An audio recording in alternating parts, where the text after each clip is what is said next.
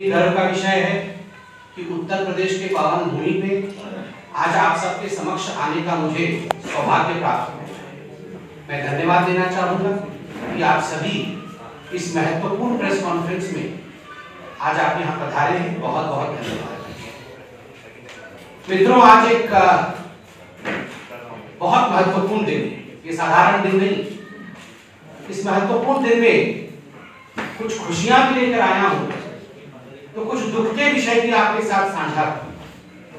आज महत्वपूर्ण दिन इसलिए है और खुशी का विषय इसलिए है क्योंकि आज उत्तर प्रदेश जो भारतवर्ष का हृदय है, पूर्व मुख्यमंत्री समाजवादी पार्टी के नेता अखिलेश यादव जी का इंटरव्यू पढ़ा और मुझे तकलीफ हुई इस बात से कि अखिलेश यादव जी ने इंटरव्यू में कहा है, साक्षात्कार में कहा है कि पाकिस्तान भारत का असली दुश्मन नहीं है। अखिलेश यादव जी का कहना कि वो पाकिस्तान को भारत का असली दुश्मन नहीं मानते हैं और भारतीय जनता पार्टी केवल और केवल वोटों की राजनीति के कारण पाकिस्तान को दुश्मन मानता है। दुखद, चिंताजनक और शर्मनाक। तुरंत अखिलेश जी को अपने इस बयान पर पश्चाताप करना चाहिए, क्षमा याचना करनी चाहिए। मैं आज अखिलेश जी से लखनऊ में बैठकर चंद सवाल पूछना चाहता हूं। अखिलेश जी, क्या कश्मीर के बंधु हमारे भाई नहीं?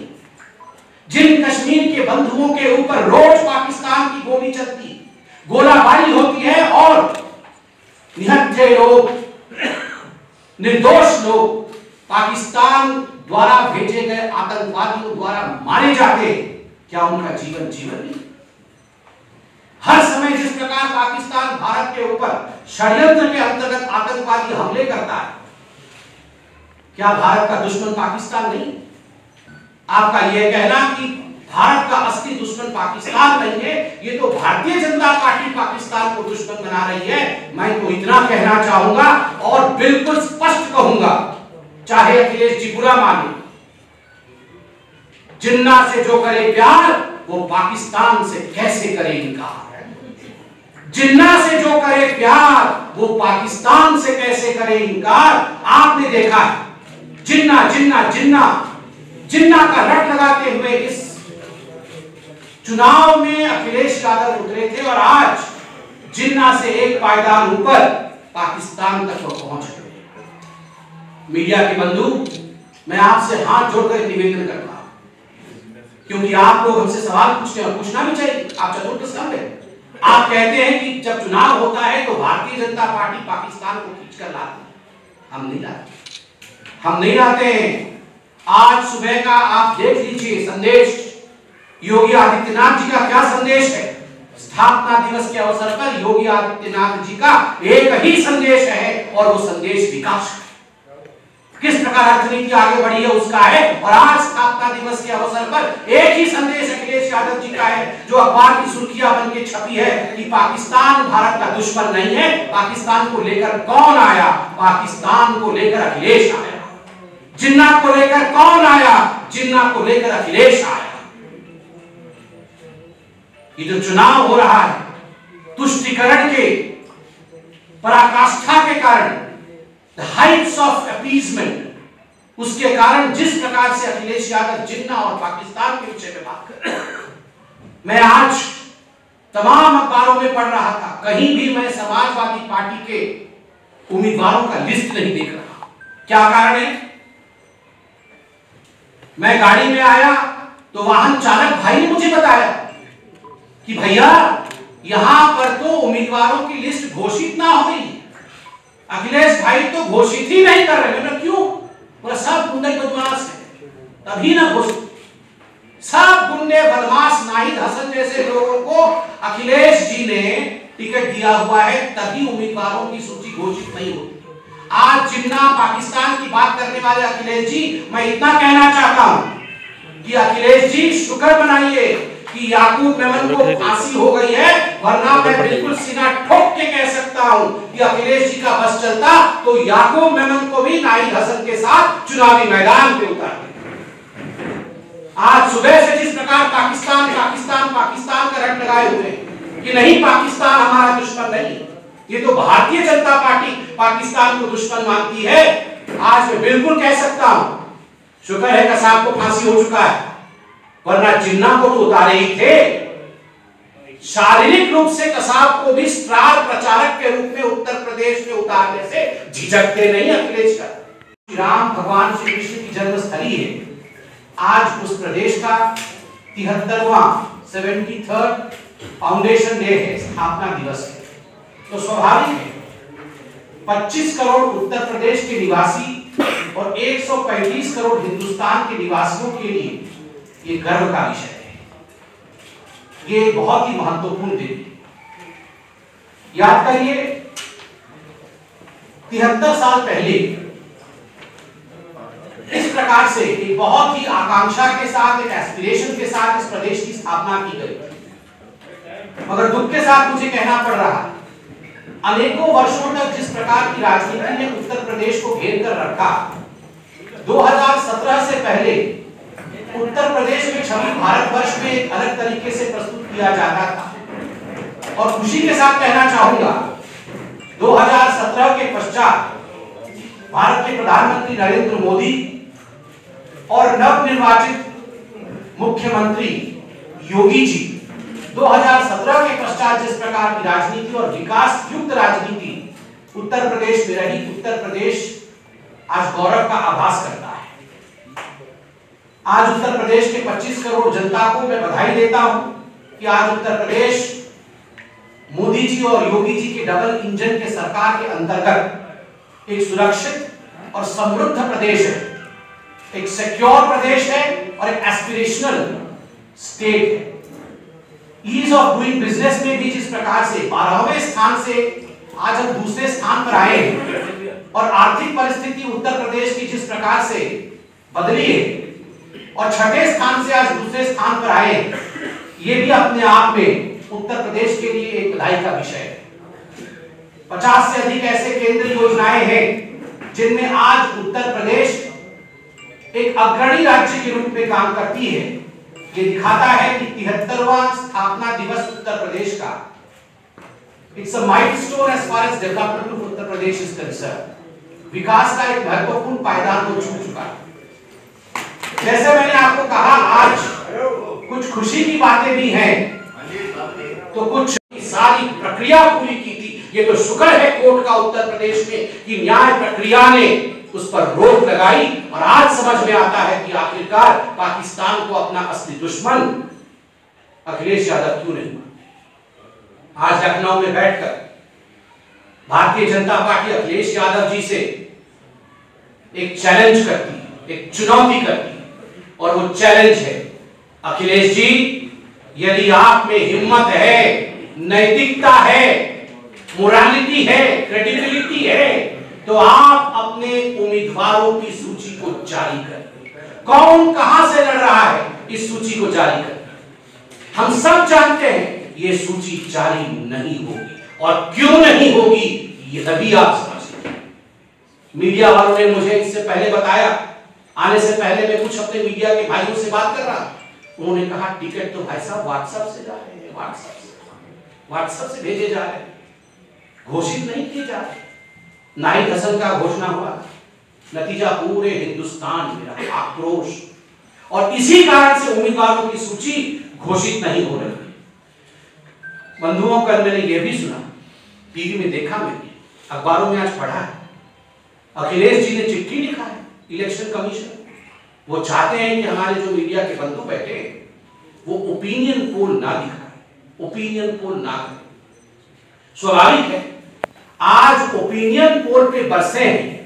मैं आज लिख के दे रहा हूं 10 मार्च को ईवीएम पे बरसेगा। आज ओपिनियन पोल खराब नजर आ रहे हैं, 10 मार्च को शाम तक होना शुरू कर देंगे। ईवीएम खराब थे तभी हम हार गए। ना इनको जनता की ओपिनियन से मतलब है, ना इनको संस्थाओं के ईवीएम और कोर्ट से मतलब है, इनको केवल और केवल गुंडाई से मतलब है और किसी विषय से मतलब नहीं। मैं अंत में सिर्फ इतना ही कहना चाहूंगा कि ये जो चुनाव है ये एक्सप्रेस वे का चुनाव है। This election is an election of expressway. And this appeal of mine is to the youth of Uttar Pradesh, the educated, dynamic youth of Uttar Pradesh. It is a versus election. Expressway of Bharatiya Janata Party versus the expressway of Samajwadi Party. The expressways of Bharatiya Janata Party are Ganga Expressway, Purvanchal Expressway, Bundelkhand Expressway, Gorakhpur Link Expressway. और जहां तक Samajwadi party का सवाल है, गुंडई expressway, रंगदारी expressway, दंगई expressway और mafia expressway. चुनना आपको गंगा एक्सप्रेसवे और गुंडई एक्सप्रेसवे के बीच में, चुनना आपको है पूर्वांचल एक्सप्रेसवे और रंगदारी एक्सप्रेसवे के बीच में, चुनना आपको है बुंदेलखंड एक्सप्रेसवे और दंगाई एक्सप्रेसवे के बीच में, चुनना आपको है गोरखपुर लिंकवे और माफिया एक्सप्रेसवे के बीच में। और उत्तर प्रदेश की 25 करोड़ जनता बुद्धिमान है, ज्ञानवान है, विद्वान है, चुनेगी तो वो ज्ञान को ही, चुनेगी तो वो विकास को। बहुत बहुत धन्यवाद। कोई प्रश्न हो तो 80 बनाम 20 की लड़ाई, क्या इसका मतलब यही है जो जिसका जिक्र आप कर रहे थे, पाकिस्तान प्रेम और हिंदुस्तान कैंपेनर या काहिद हसन है? 80 बनाम 20 का जिक्र मुख्यमंत्री कई बार करते हैं, मतलब क्या निकाले इसका, अखिलेश की स्ट्रेटेजी का और मुख्यमंत्री के बयान का? देखिए, बड़ा स्वाभाविक, जब से आदरणीय योगी आदित्यनाथ उत्तर प्रदेश के मुख्यमंत्री बने, उन्होंने एक बात बड़े स्पष्टता के साथ रखा है कि उपद्रव नहीं चलेगा, दंगा नहीं चलेगा, चलेगा तो केवल विकास चलेगा। 80% जनता उत्तर प्रदेश में ऐसी है जो इस बात पे विश्वास करती है, मानती है कि विकास होगा। मगर कुछ लोग तो ऐसे भी है ना, जिनको प्रश्रय समाजवादी पार्टी का और बाकी कुछ पार्टियां जो हैं, जो ना 3 में ना 13 में, समझ जाइए किस पार्टी की बात कर रहा हूं, उनका प्रश्रय मिला हुआ है। वो हर क्षण ये कोशिश करते हैं, हर पल ये कोशिश करते हैं कि किस प्रकार से सौहार्द बिगड़े, किस प्रकार से अशांति फैले, किस प्रकार से यहाँ पर कानून की व्यवस्था बिगड़ जाए। किंतु आज मैं गर्व के साथ कह सकता हूं, योगी आदित्यनाथ जी ने उन सभी लोगों को बिना किसी भेदभाव के सबक सिखाया। लगभग 2000 करोड़ रुपए की संपत्ति इन लोगों की जब्त हुई, इन लोगों को जेल के सलाखों के पीछे भेजा गया है। कानून व्यवस्था के विषय में बात करते हैं, मैं सवाल पूछता हूं आज, मैं उत्तर प्रदेश का नहीं, मैं उड़ीसा का, मगर मुझे आज उत्तर प्रदेश की व्यवस्था को देख के गर्व महसूस होता है। पहले उत्तर प्रदेश में जो लोग शासन करते थे, वो आज लॉ एंड ऑर्डर की बात करते हैं। क्या ये मुख्तार अंसारी, अतीक अहमद, इनके नाम पे लॉ एंड ऑर्डर चलेगा?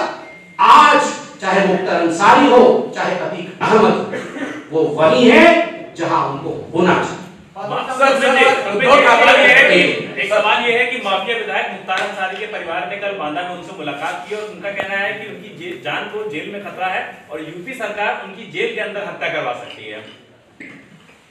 देखिए, यूपी सरकार एक संवैधानिक सरकार है, वो संविधान में विश्वास करती है। इस प्रकार के लांछन तो लगाए जाते हैं उन लोगों से जिनको पता है कि उनकी वास्तविकता क्या है। मगर ये जो डर का वातावरण है माफिया के अंदर, डॉन्स के अंदर, जो माफिया और डॉन पहले उत्तर प्रदेश को अपना भगवती मानते थे, कुछ मुझे लगता है ये डर कि अगर हम लोगों के ऊपर हमला करेंगे, आक्रमण करेंगे, डर ठीक है, किंतु ये लांछन ठीक नहीं। उत्तर प्रदेश की सरकार कानून व्यवस्था में विश्वास रखती है, सभी के जान का हिफाजत।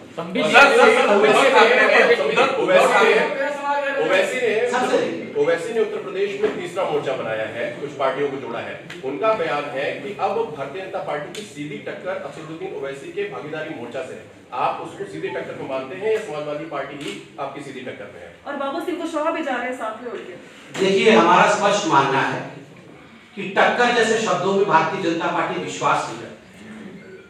हमारा किसी के साथ टक्कर है तो टक्कर हमारा माफियावाद से, किसी के साथ टक्कर है तो टक्कर हमारा असामाजिक तत्वों के साथ है, किसी के साथ टक्कर है तो उन तत्वों के साथ है जो विकास को आगे नहीं बढ़ाते। हम तो सबका साथ, सबका विकास, सबका सम्मान, सबका विश्वास, सबका प्रयास, ऐसी सरकार है। हमारी टक्कर किसी से नहीं है, ना ही इस प्रकार के असामाजिक तत्व हमारे टक्कर में खड़े होने की हिम्मत करेंगे, क्योंकि जनता जनार्दन जानती है हकीकत क्या है। सामित जी, आप माफियावाद की बात कर रहे हैं, सामित जी आप कह रहे हैं, आपसे सवाल दूंगा, सबसे सवाल होगा। मेरा सवाल ये है कि आपके पुराने जो अलायंस पार्टनर थे शिवसेना के अध्यक्ष ने बताया है कि 25 साल हमने बर्बाद किया आपके साथ सहयोगी दल के तौर पर, आप हिंदुत्व नहीं है, बीजेपी हिंदुत्व नहीं है। देखिए, वैसे तो ये उत्तर प्रदेश का विषय नहीं है, मगर फिर भी एक महत्वपूर्ण सवाल तो है, मैं इसका जवाब देता हूं। बड़ा दुखद विषय है, कल जब हिंदू हृदय सम्राट बाला साहेब ठाकरे जी का जयंती मना रही थी पूरा देश, हम सब ने, आज वो हमारे साथ नहीं, मगर फिर भी हम सब ने उनके लिए कामना की थी, उनके लिए प्रार्थना की थी।